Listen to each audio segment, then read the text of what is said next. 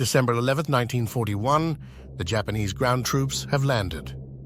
By December 11, 1941, the vanguard of the ground invasion was already moving into position over land. 2,000 soldiers of the Tanaka detachment had already landed in Apari the day before. This landing was not resisted by the defending land forces, although American air forces were able to launch an attack and score a hit on one of the transports. The company commander of the 3rd Battalion, 12th Infantry, overestimated the size of the enemy, and so instead of attacking, withdrew along Route 5 without firing a shot.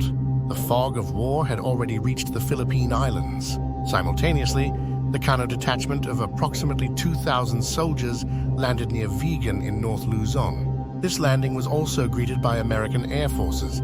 5 B-17-teens, each with 100-pound demolition bombs, were covered by P-40s of the 17th Pursuit Squadron. They were able to destroy one of the transports and scored multiple hits on the Vigan attack force. The Japanese were unable to fend off the attack and subsequently lost the transports Oigawa Maru and Takao Maru. There were also casualties on the destroyer Murasan and the light cruiser Naka. The resistance, while spirited, was not enough to prevent the landing and the taking of Laoag, the capital of Ilocos Norte, soon after.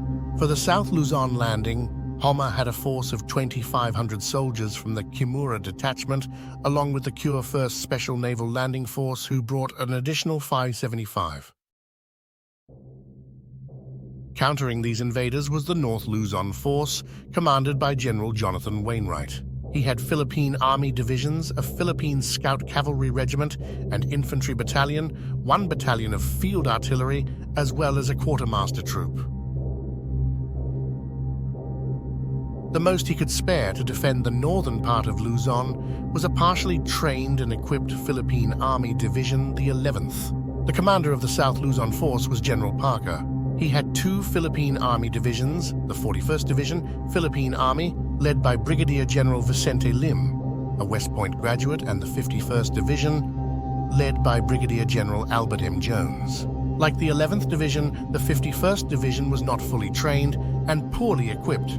The 51st Division was further hobbled by the fact that most of its enlisted men spoke Bicolano, while its officers spoke Tagalog.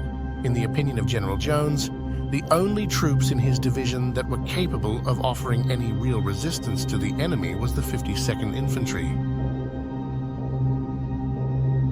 In summary, December 11th was a day of advance for the Japanese forces, and though they did not advance without a fight, it was also a day of lost opportunities on the part of the defenders to drive the enemy back into the sea.